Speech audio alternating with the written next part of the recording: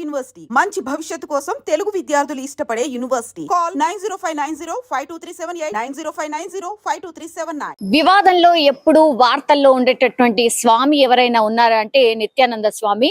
ఆయన చనిపోయాడు అంటూ నిన్నటి నుంచి కూడా వార్తలు చక్కర్లు కొడుతున్న పరిస్థితి. చాలా మంది కూడా నిత్యానంద స్వామి చనిపోయాడంట కదా అన్నటువంటిది చర్చించుకుంటున్న సిచ్యువేషన్. యాక్చువల్లీ ఈ వార్త ఎందుకు సర్క్యులేట్ అయింది అని అంటే, వాళ్ళ మేనల్లుడు అంటే నిత్యానంద సోదరుడి కుమారుడు ఎవరైతే ఉన్నారో సుందరేశ్వరన్ పేరుతో ఒక వీడియో చక్కర్లు కొడుతోంది సోషల్ మీడియాలో. అందులో నిత్యానంద స్వామి చనిపోయారు, హిందూ ధర్మాన్ని కాపాడడానికి ఆయన ప్రాణ త్యాగం చేశారు అని అంటూ ఆయన మాట్లాడినట్టుగా ఒక వీడియో అయితే సర్క్యులేట్ అవుతోంది నిన్నటి నుంచి కూడా.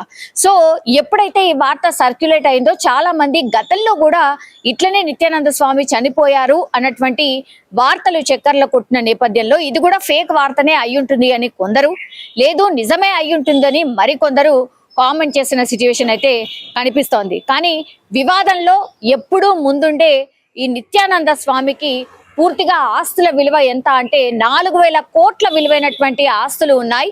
ఆయన గతంలోనే అంటే ఆయన ఎప్పుడైతే ఈ స్వామి లాగా మారిపోయిన దగ్గర నుంచి కూడా చాలా మంది నిత్యానంద స్వామి దగ్గరికి వెళ్ళి ఆయన ఆశీర్వచనాలు తీసుకోవడం, ఇట్లా చాలా వరకు అయితే ఆయన దగ్గర ఆస్తులు కావచ్చు, అట్లాగే ఆయన చేసినటువంటి సేవా కార్యక్రమాలకు ఆకర్షితులైనటువంటి వాళ్ళు చాలా మంది డొనేట్ చేసిన పరిస్థితి. అవన్నీ కూడా ఇప్పుడు వాటి విలువ ఎంత అంటే 4000 కోట్లు. కానీ ఆయన ఎప్పుడైతే వివాదంలో చిక్కుకున్నాడో అంటే ఈ రాసలీలకు సంబంధించిన టేప్స్ ఎప్పుడైతే బయటకు వచ్చినాయో అప్పటి నుంచి కూడా పూర్తిగా వివాదంలో చిక్కుకున్నారు నిత్యానంద స్వామి.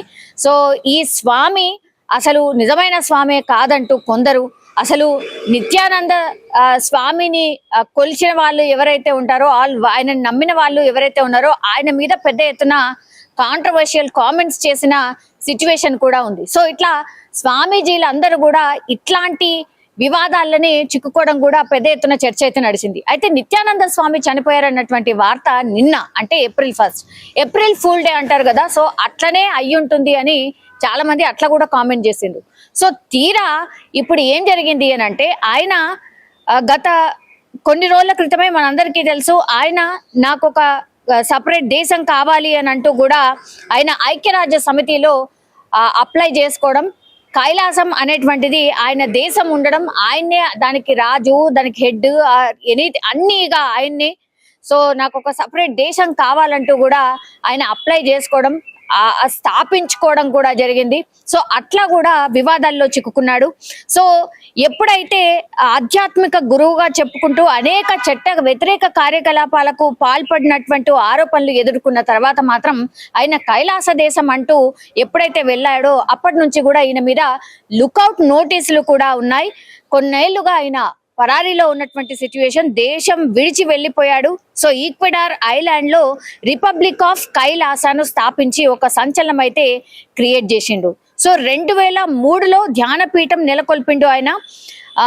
12వ ఏటనే జ్ఞానోదయం అయినట్టుగా ఆయనదాయన్నే ప్రచారం చేసుకున్నట్టు ప్రవచనాలతో భక్తులను ఆకట్టుకునే ప్రయత్నం చేసిండు. విదేశీయులు సైతం చాలా మంది ఈయనకు భక్తులుగా ఉన్నారు. ఫ్లోరిడాలోని హిందూ యూనివర్సిటీ ఆఫ్ అమెరికాకు ఆయన చైర్మన్ కూడా అయ్యిండ్రు. సో ఇట్లా చాలా అంటే చాలా మంచి పేరు ఎట్లయితే తెచ్చుకున్నాడో అట్లాగే ఈయన ఎప్పుడైతే ఈ రాసలీలల టేప్ ఎప్పుడైతే బయటకు వచ్చిందో అప్పటి నుంచి కూడా ఆయన వివాదాల్లో కూడా ఉన్నటువంటి సిచ్యువేషన్. సో ఇప్పుడు ఈ నిత్యానంద స్వామి చనిపోయారు అన్నటువంటి వార్తలు ఎప్పుడైతే వచ్చినాయో అప్పుడు ఈ కైలాస దేశం అని ఏదైతే చెప్పుకుంటున్నారో అక్కడి నుంచి ఒక ప్రకటన అయితే విడుదలైంది. అనారోగ్యంతో నిత్యానంద స్వామి మరణించారనే వార్తలు పూర్తిగా ప్రచారం, అది అవాస్తవం. చాలా మంది ఆయన నిజంగానే మృతి చెందారని అనుకుంటున్నారు. ఇది ఏమాత్రం వాస్తవం కాదు. నిత్యానంద స్వామిని మొన్న అంటే ఆయన చాలా ఆరోగ్యంగా సురక్షితంగా జీవించి చురుగ్గా ఉన్నారు అంటూ అనౌన్స్మెంట్ చేసిన పరిస్థితి. స్వామి నిత్యానంద మరణించారని కొన్ని మీడియా సంస్థలు చాలా ఉద్దేశపూర్వకంగానే దురుద్దేశంతో ఈ వార్తల్ని వ్యాప్తి చేస్తున్నారు అంటూ కైలాస దేశం నుంచి వాళ్ళు ఒక ప్రకటన విడుదల చేస్తూ ఖండించడం జరిగింది. ఆయన ఆరోగ్యంగా ఉన్నారు. మొన్న ఉగాది రోజున అంటే 30 తారీఖున 2025 ఉగాది రోజున ఆయన ఉత్సవాల్లో కూడా పాల్గొన్నారు. ఈ వాదనను రుజువు చేసేందుకు కూడా వాళ్ళు ఒక లైవ్ స్ట్రీమ్ లింక్ ను కూడా సోషల్ మీడియాలో పోస్ట్ చేసిన పరిస్థితి అయితే కనిపిస్తోంది.